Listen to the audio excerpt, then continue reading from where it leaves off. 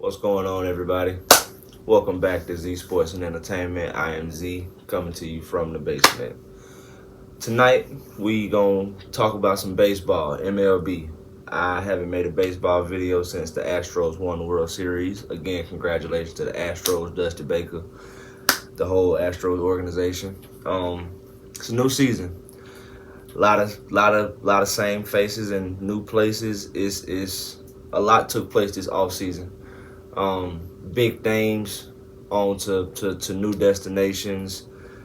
A lot of teams got better. A lot of teams keyed in on needs, and a lot of teams focused on what kept them from winning the World Series or competing for the playoffs. So whatever the situation may be, a lot of teams got better. A lot of teams, I feel like, accepted their reality as far as where they are in the MLB world. But for the most part, I like I like a lot of the things that happen. So much happened that I'm gonna have to break this down into NL and AL, and I'm not even really gonna hit on anything specific. It's just gonna be we're just gonna talk about some of the stuff that took place in the off season. Um, with that being said, let's talk about it. We're gonna pop it off with the NL West. Um, Let's talk about the Dodgers for a minute. The Dodgers lost. They lost a couple of key. They lost a couple of key contributors. I'm gonna start it with the Trevor Bauer situation. Trevor Bauer was reinstated by the MLB, so there's a very good chance that Trevor Bauer will pitch again this season. But it's not gonna happen for the Dodgers. Once he was reinstated, it seems like he was immediately, released from the Dodgers, and now he's a free agent. Other than that, the Dodgers made some pretty decent moves. They acquired Miguel Rojas from the Marlins. They did some good stuff. They brought back Clayton Kershaw. Excuse me. They brought back Clayton Kershaw. They traded for Miguel Rojas. But outside of those two, those are probably two of the bigger things. They signed Jason Hayward to a minor league contract. So they reunited him with Freddie Freeman. But outside of that, the Dodgers did also lose a lot. They lost Justin Tuck. They lost Justin Turner. They lost Cody Bellinger. They lost key contributors in their bullpen. They lost Craig Kimbrell. The Dodgers lost a lot.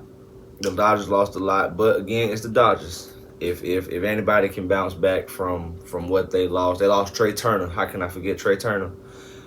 The Dodgers are looking like they're gonna have a different starting shortstop for the third straight season. They went from Cody Bellinger to Trey Turner to I said Cody Bellinger. I'm sorry. They went from Seager.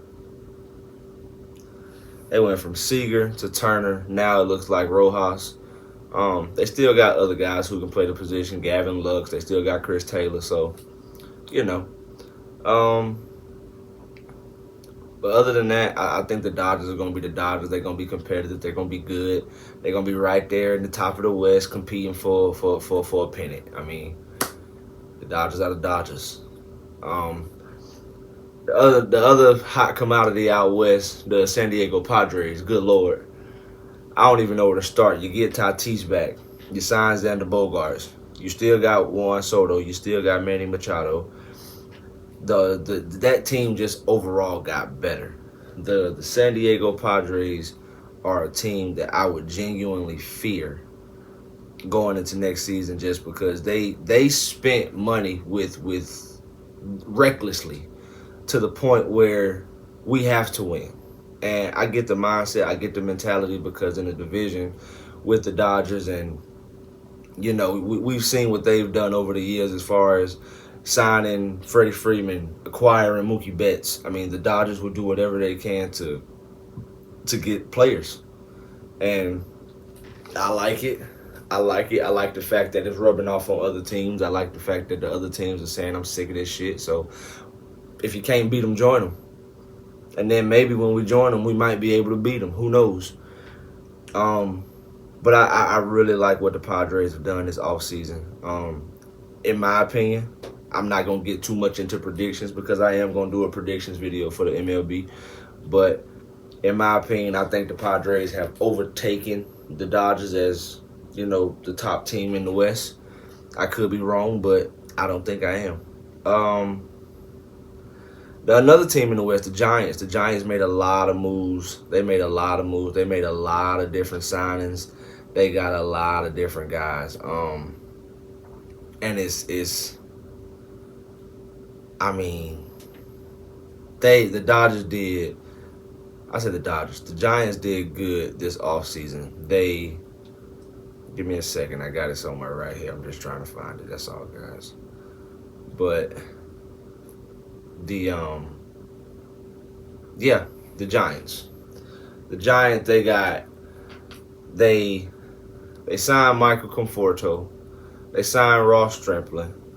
They signed Sean Manina from the Yankees. Before the Yankees, he was playing for the Oakland Athletics. The Giants signed a lot of players who it probably looks like, why they signed a bunch of role players, but the Giants have a good tendency of putting players in position to win and putting them in the right position. The Giants, there's something about that organization that if you just find a good enough person to fill whatever void needs to be filled, they can make it happen. They signed Mitch Haniger. He might have been the biggest one of the offseason. I mean, the Giants did some stuff. The Giants, they got their hands dirty. They said, you know what? They made an all-out pitch for Aaron Judge. It did not work.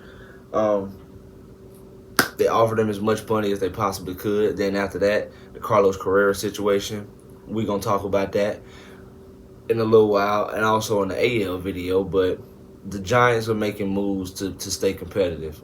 I still think they're the third most competitive team in the West, but the Giants are making moves to stay competitive. Now, as far as the Diamondbacks really didn't do too much, in my opinion. They traded their best player in Dalton Varsho to the Blue Jays. We'll talk about that later. And also the Rockies. The Rockies didn't make that much noise. To be honest with you, I'm looking forward to seeing Chris Bryant come back 100% and seeing what he can do in Coors Field. That's what I got for the West. That's really my take, my outlook on what I think as far as the offseason moves. But I think the Padres made the biggest splash out west. Dodgers, there was a lot of transactions for the Dodgers as well.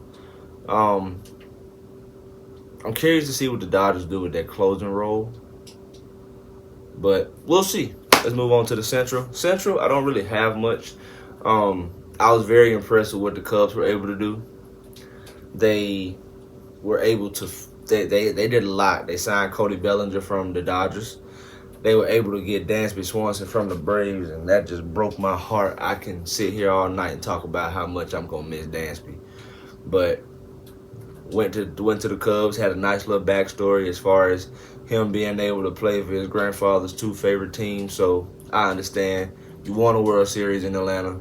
You accomplished the goal. You did what you were supposed to do. I don't know if the money situation mattered, but I wish Dansby nothing but the best. I truly do.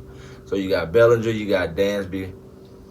They signed Jamin Tallenden? I don't even know. Keontae, he gonna cuss me out for not knowing these people's names, but they got a starting pitcher from the Yankees.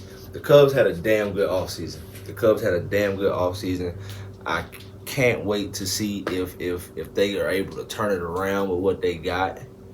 But the Cubs did good. The Cubs, I feel like, put themselves in position to compete in the Central. The Central isn't necessarily the strongest division, but it's a division that I could see them being competitive in. I could see them putting up a fight. I could definitely see them potentially being a wild card team. I think the Chicago Cubs made a lot of good moves. But the one thing I wish they would have done, which they didn't, was re-sign.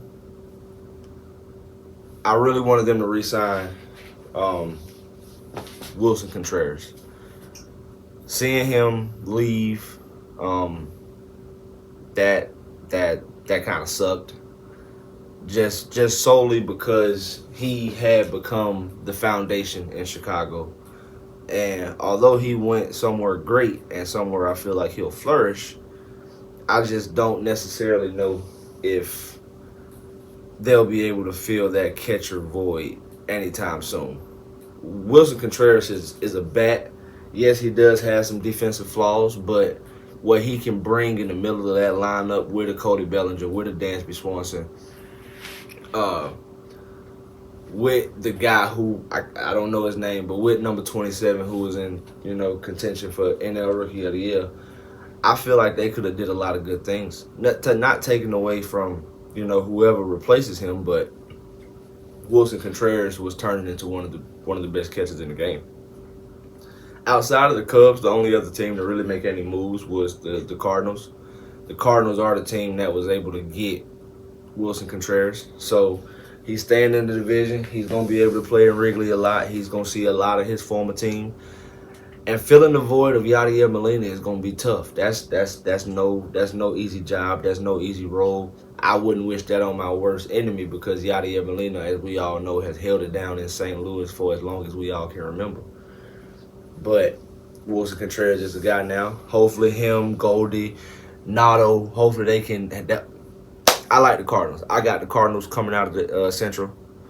But that's just me. Brewers didn't really make no noise. Hopefully Yelly can get back on the MVP type, situation. I'm not worried about the Brewers pitching staff. I think they'll be fine. The Pirates, nothing really from the Pirates other than, can y'all please trade Brian Reynolds? Can we please get Brian Reynolds out of Pittsburgh? Preferably in Atlanta. Can we please get Brian Reynolds out of Pittsburgh? That's all I want. That's all I ask. Can we please get Brian Reynolds out of Pittsburgh? That man has, I'm not going to say he's been trying to get traded for the past couple of years, but every time we got trade talks, his name is there, but for some reason he's never moved. I like the O'Neal Cruz. I like the potential in what the Pirates could possibly be doing. I see potential, but that potential is a very, very long way away from transitioning into success. Who else we got in the Central? What we got? I'm forgetting something about it. The Reds. Reds didn't really make that much noise. But I will go out on a limb, make a bold prediction. I truly believe that Hunter Green could be in contention for the Cy Young. I think last year was a learning experience for him with the lack of run production and the lack of help that he was able to get from the bullpen, etc. You name it. I think Hunter Green is going to put himself in the upper echelons of pitchers in the NL. Last but not least, we got the East. We got the NL East. A lot took place in the East. Not much from the Nationals. Nationals seem like they won their World Series a couple years ago, and they pretty content with what's going on. They in rebuild mode. They know they in rebuild mode. We know they in rebuild mode. But Nationals are probably going to be one of those teams that you look at their record and you probably think you're going to be able to run all over them. But then when you get out there on the field with them, it's like, wait a minute, why are they still in the game? Why is it still competitive? Why is this only a one-run game going into the eighth type shit? But other than that, every other team in the NL East seemed to make significant moves. Even the Marlins. The Marlins made good moves. The Marlins kind of rearranged their whole little situation. You still got Jazz Chisholm, but you trade Pablo Lopez to the Twins for Luis Arias. I got it that time. Don't say nothing. I got it right that time. They traded Pablo Lopez to the Twins for Luis Arias. So you got the AL batting champ at second base. Cool. All right. You also signed Gene Segura. Let's get him in here. So you got Luis Arias at second, Gene Segura at short, and you still got Jazz Chisholm. Now, Jazz Chisholm has made it very clear that he is extremely open to playing center field. I like that. I like just the possibility of having all of them on the field at one time. You still got De La Cruz. You still got Sanchez. You still got Jorge Soler. You still got Coop. I like the Marlins. I like the Marlins a lot. They got the reigning They got the reigning NL Cy Young and Sandy Alcantara, so they're going to be competitive. Playoff competitive, I wouldn't go that far, but I do think the Marlins are going to be extremely competitive this year. I don't think it's really going to be nothing in their way of stopping them from the Marlins could be a sleeper team this year. So just keep an eye on the Marlins. Next up, we got the punk-ass Mets. My bad, I meant the New York Mets. We got the Mets. You lose DeGrom, you get Verlander, so those kind of cancel each other out. You lose Taijuan Walker. He goes to Philadelphia, so he stays within the division. You extend Brandon Nimmo, so you got him for a very long time. You thought you had Carlos Correa. Keep in mind, that's the second time I've mentioned Carlos Correa signing with a team that he didn't sign with, but we're going to talk about that. The Mets, in my opinion, didn't get better. I think they're the same, if that makes sense. They got a couple of new players. They got a couple of different situations, but ultimately, I don't necessarily see the Mets being. This is gonna sound like I'm hating, but I don't see the Mets being a threat. I think they're gonna be very good. I think they're gonna be a playoff team. Do I think they're gonna win the division? No, but I do think they will be one of the wild card teams. But outside of that, I'm not expecting the Mets to be this great thing. I do think Justin Verlander could possibly win another Cy Young because he's going to have an extreme amount of run support because, when you got Pete Alonso, Frankie Lindor, they got bats, don't get me wrong. Their lineup from top to bottom is good. They got they got the manager in Buck, but it's something about their blue and orange that just does not scare me. I'm not convinced. I just gotta see it. I just gotta see it. Nothing personal, but I gotta see it. The Phillies are the team that's worried me. We know what they did last year. We know the route that they had to take. As far as making it to the World Series, they had to go through the Braves and the Padres, and that was an extremely difficult task. So there's a good chance that they just could have been burnt out in the World Series against the Astros. But you look at what they had already.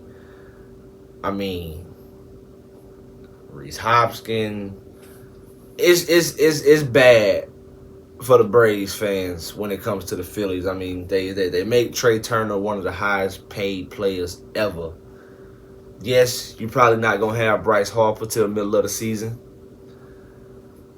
You get Craig Kimbrell. You get Taijuan Walker from the Mets. The Phillies made moves. They didn't make many moves, but the moves that they made put them in position to be probably the favorites in the National League. I don't really want to get too into it, but looking at them on paper, I'm a little scared. Especially when you put Bryce Harper in there with the way that Real Muto, Kyle Schwarber, they got a squad. They got a legit squad. I can't sugarcoat it no other way.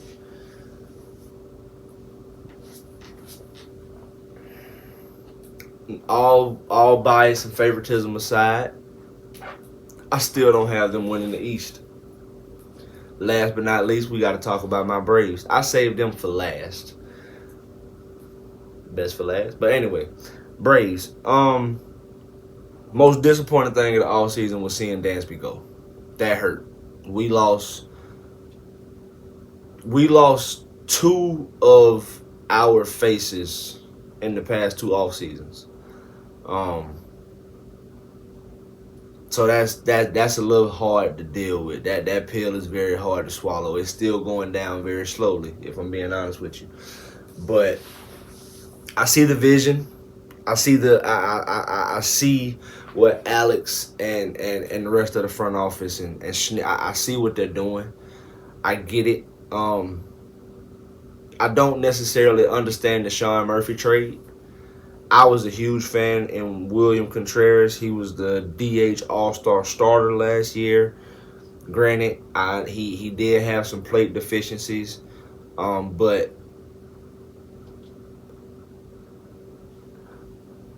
all BS aside, I just got to see it from Sean Murphy. Catcher was not a position of need for us. DH was not a position of need for us. First base, not a position of need for us. So them going to make that move it raised my eyebrows. Yes, he is a very high quality player, offensively and defensively. He is very well rounded. Yes, I get it. I'm not taking that away from him, but where are his 400 to 500 at bats gonna come?